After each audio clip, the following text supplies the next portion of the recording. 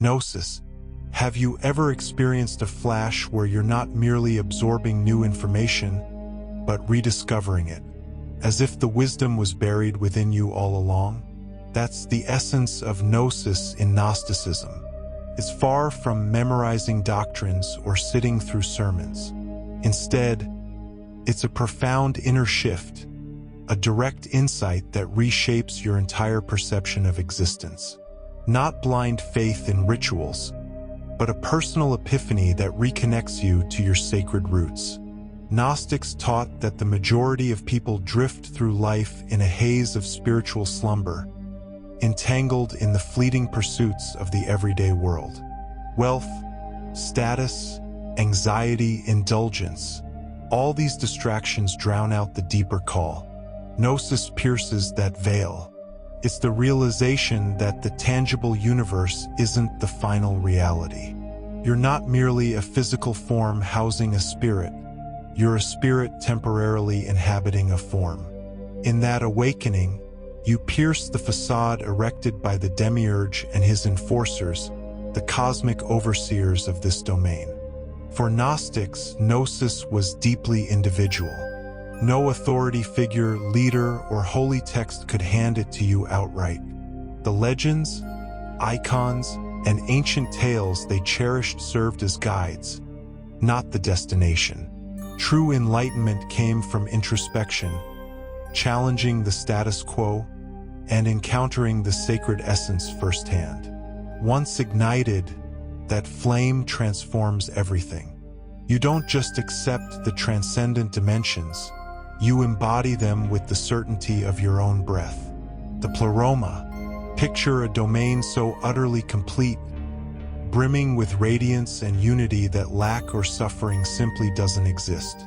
No anguish, no dread, no isolation. This is the Pleroma, the embodiment of divine wholeness in Gnostic philosophy. It's not a location reachable by rocket or charted on any atlas. It transcends the boundaries of time, space, and earthly logic. Here resides the ultimate divinity, enveloped by emanations of flawless holiness known as Aeons, each a vibrant manifestation of compassion, insight, or purity. To Gnostics, the Pleroma represented our authentic origin. Every essence originated in that splendor, a fragment of its abundance, before a universal flaw hurled us into the dimness of materiality. In this earthly plane, amnesia sets in, and we lose sight of our heritage. Yet, beneath it all, our inner selves yearn for what was forfeited. That inexplicable longing you occasionally sense, the one defying words, is, in Gnostic eyes, your essence recalling the Pleroma. The narratives emphasize that reunion isn't about physical travel. It's about reclaiming integrity. The Pleroma is the completeness we've chased in every bond, aspiration, and triumph, yet never fully grasped in this realm. The Gnostic journey involves peeling back deceptions until the Pleroma isn't distant. It's intrinsic to you. Upon realization, you understand separation was always an illusion. The monad. Prior to any creation, before galaxies, worlds, or the notion of chronology, there existed the monad. The term signifies unity, but not in a numerical sense. It's not a deity on a pedestal or an entity with features. The monad defies shape, cognition, even the idea of transcendence. It forms the wellspring from which all being emerges, an endless, serene expanse of existence without origin or conclusion. Gnostics portrayed it as absolute, inscrutable excellence, so immense that even exalted ethereal entities can't fully comprehend it. Nevertheless, all that manifests in spiritual or corporeal spheres stems from this singular, limitless foundation. It's not a sovereign issuing decrees. Rather, it's an everlasting spring gushing forth luminosity, affection, and potential. From this effusion arose the Pleroma, the sphere of sacred plenitude, and within it the Aeons, each a reflection of the monad's boundless character. You can't visualize the monad with sight or imagination, but its resonance lingers in profound quietude, where you intuit an immense, timeless force sustaining the cosmos. Gnostics held that spiritual arousal means tracing your innate luminosity back to the monad, to reunite not merely with your birthplace, but with the core of all that is, Aeons. If the monad is the boundless sea of holy essence, the Aeons are its dynamic swells, distinct expressions of that unified origin, each embodying a unique divine attribute. In Gnostic lore, the monad doesn't forge the cosmos like an artisan crafting an object. It simply emanates organically, and from that surge emerge the Aeons, flowing into the Pleroma. They aren't independent deities but animated facets of the singular, like affection, verity, sagacity, and vitality, embodied in luminous, otherworldly shapes. Aeons frequently manifest in syzygies, harmonious male-female duos symbolizing equilibrium. Their synergy preserves the ethereal domain's integrity. Yet, Gnostic legends recount one Aeon, Sophia, wisdom, who ventured beyond her balanced union, compelled by an overwhelming urge to grasp the enigmatic monad intimately. She generated independently, an impulse rooted in yearning that shattered the harmony and birthed imperfection. The Demiurge, the shaper of the tangible cosmos. For the Gnostic aspirant, Aeons transcend mere characters in a grand saga. They act as milestones on the road to restoration, each denoting a phase of mystical elevation. As the essence rouses, it progresses through these outflows, discarding veils of unawareness until it re-enters the Pleroma's abundance and the monad's oneness. The divine spark, at the core of each individual, Gnostics asserted, resides a divine spark, a sliver of unadulterated brilliance from the Pleroma proper. It's no mere symbol for capability or virtue. It's genuinely a shard of the authentic divinity, concealed under strata of body, intellect, and mirage.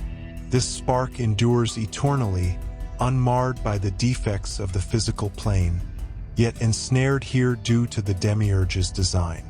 The masses traverse existence oblivious to its presence, ensnared in labor, delights, terrors, and endurance, never acknowledging that the faint discontent they harbor, that feeling of displacement, is their essence's nostalgia for its primordial abode.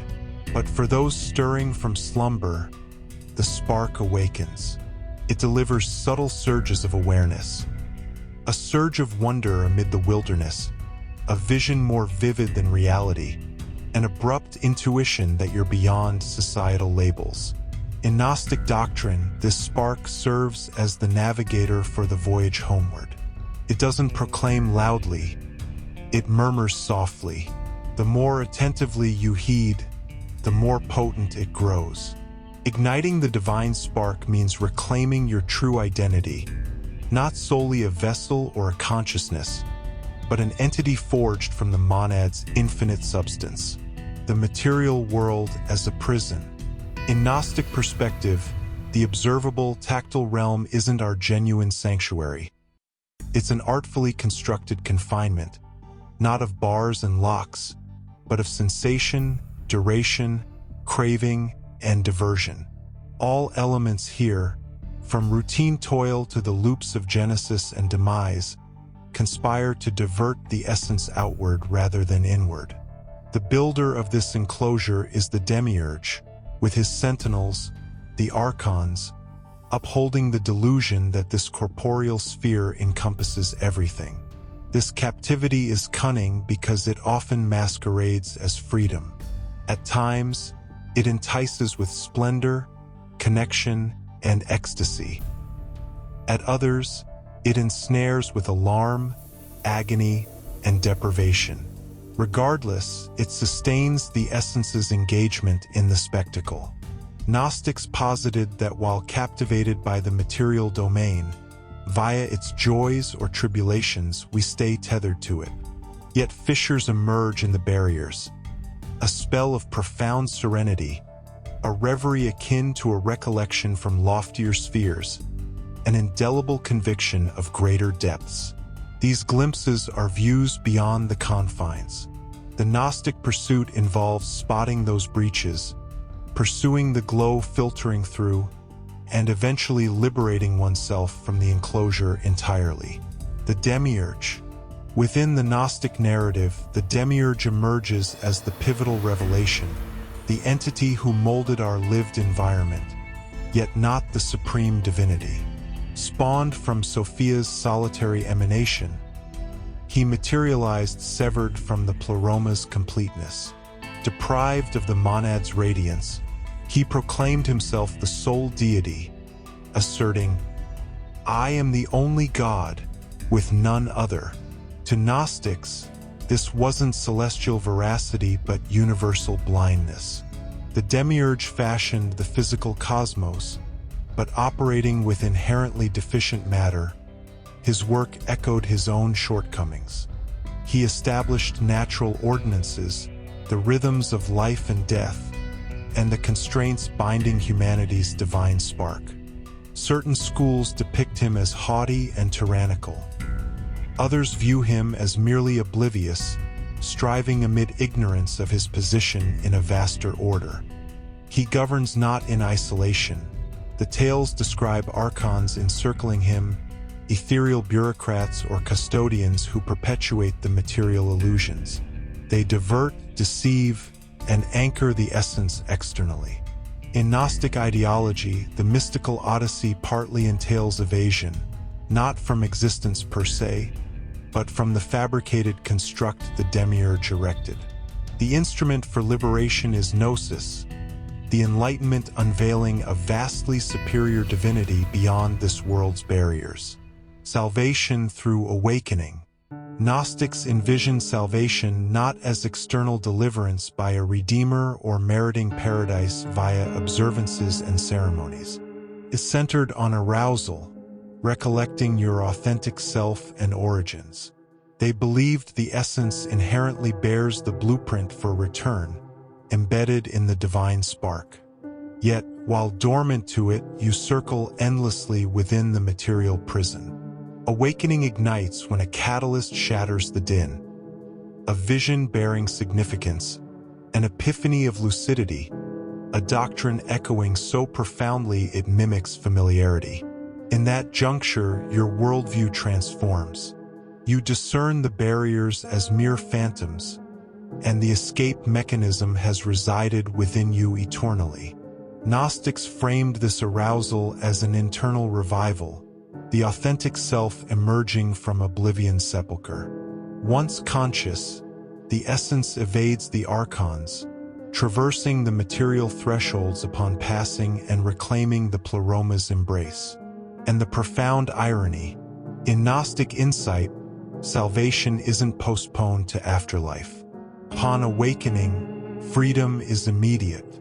The confinement persists, but it no longer binds you, for truth has been unveiled. You were never merely captive.